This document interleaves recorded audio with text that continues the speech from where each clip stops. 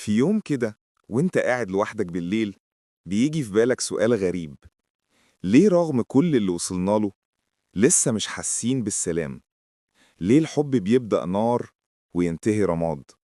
وليه ساعات الحرية بتحسسنا بالوحدة مش بالانطلاق؟ الناس فاكرة ان الإجابات دايما بسيطة، بس الدكتور مصطفى محمود كان ليه رأي تاني خالص. كان شايف ان الحياة مش أبيض واسود، وان الحب مش حكاية وردية زي ما بنشوف في الأفلام.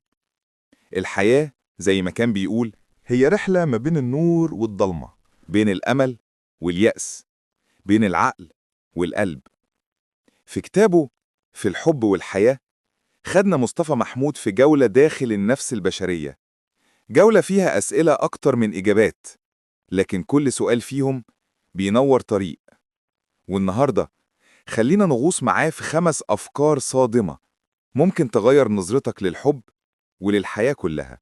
الفصل الأول: سر الشعور الدائم هو غيابه. في حقيقة غريبة جدا، كل إحساس بيعيش جوانا بيبدأ قوي وبعدين يهدى، يختفي كأنه مات.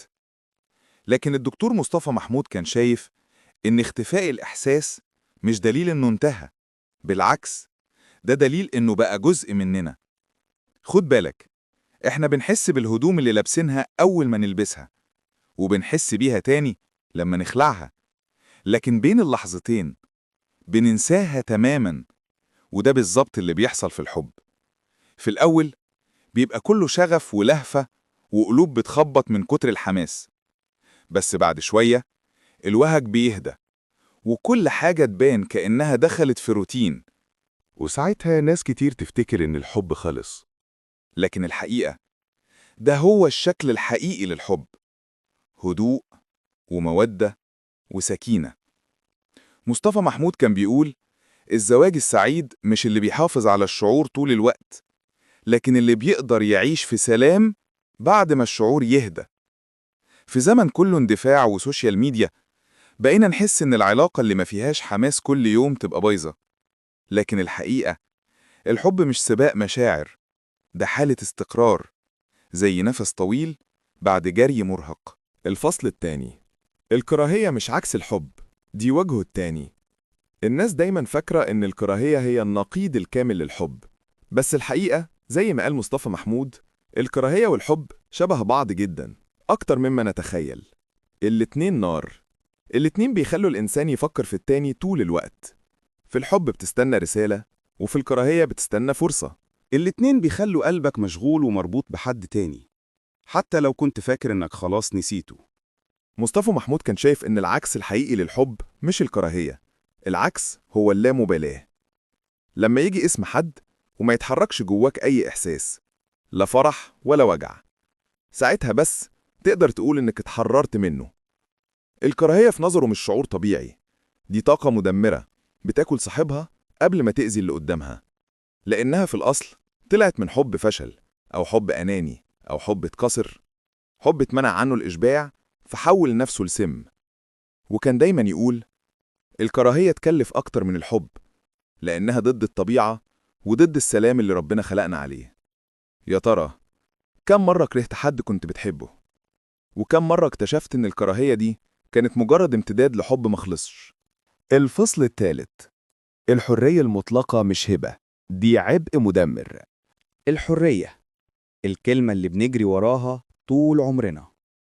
كلنا بنحلم نبقى أحرار، نعمل اللي عايزينه في الوقت اللي نختاره من غير حد يوجهنا أو يحاسبنا. بس هل دي فعلا الحرية؟ مصطفى محمود كان شايف إن الحرية المطلقة وهم جميل بس خطر، لأن الإنسان من غير هدف بيتوه. اللي يصحى الصبح ومفيش حاجة بيقوم عشانها. هيحس إن اليوم أطول من اللازم، وهيملى وقته بأي حاجة حتى لو كانت تافهة أو مدمرة.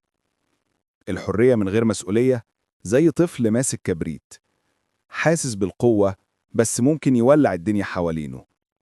مصطفى محمود كان بيحكي عن ستات ورجالة عندهم كل الوقت في الدنيا، بس مش عارفين يعملوا بيه إيه. يملوا فراغهم بالنميمة، بالحيرة، ويسموها حرية، لكن الحقيقة دي لعنة. قال الحرية مش ترقي ومش هدية الزوج لمراته. الحرية من غير شغل ومسؤولية شهادة إعفاء من معنى الحياة نفسها. الحرية الحقيقية مش إنك تعمل اللي عايزه، الحرية هي إنك تقدر تختار الصح وتلتزم بيه، إنك تبقى حر من الكسل، من العجز، من الفوضى اللي جواك قبل اللي بره. الفصل الرابع: مشاعرك هي دوائك. إزاي الحب بيشفي الجسد؟ تخيل كده إن في دكتور بيقولك حب أكتر، ده أنفع من الدواء. يمكن تضحك وتقول دي جملة شاعرية، بس الدكتور مصطفى محمود كان شايف إنها حقيقة علمية. كان بيقول إن مشاعرنا مش مجرد إحساس بيمر، دي طاقة حقيقية بتكسر في جسمنا، في خلايانا، في صحتنا كلها. لما نحقد، نحسد، نكره، السم ما بيطلعش بره، السم بيجري جوانا. القلب يتعب، المناعة تضعف، والنفس تتكسر. مشاعرنا السلبية بتتحول لأمراض، مش بس في الجسد لكن كمان في الروح. وفي المقابل، الحب، التسامح، الرضا، كلها مشاعر قادرة تشفي الإنسان من جواه. مش لأن فيها سحر، لكن لأنها بترجعك لطبيعتك، بتخليك في انسجام مع نفسك ومع الناس. يمكن العلاج الحقيقي مش في الحبوب ولا الإبر، لكن في كلمة طيبة، في حضن صادق، في قلب عارف يحب من غير ما يوجع. الفصل الخامس: الاتحاد الحقيقي بيتجاوز حواس الجسد. الناس كتير بتفتكر إن الحب هو نظرة أو لمسة أو لحظة شغف، لكن مصطفى محمود كان شايف إن ده مجرد السطح. أما جوه الحب الحقيقي ففي عالم تاني خالص. الحب الحقيقي مش مجرد انجذاب جسدي ولا حتى توافق عقلي. الحب الحقيقي هو اتحاد، مش بين جسمين لكن بين روحين. التحدي يخليك تحس إنك مش عارف تبدأ فين وتنتهي فين، كأنك ذبت في التاني زي ما السكر بيدوب في المية، من غير فاصل، من غير حدود.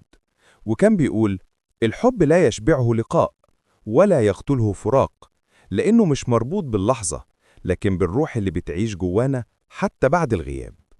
في زمن كل حاجة فيه سريعة وسطحية، بيفكرنا مصطفى محمود إن أعمق العلاقات هي اللي مش محتاجة وجود جسدي علشان تفضل حية.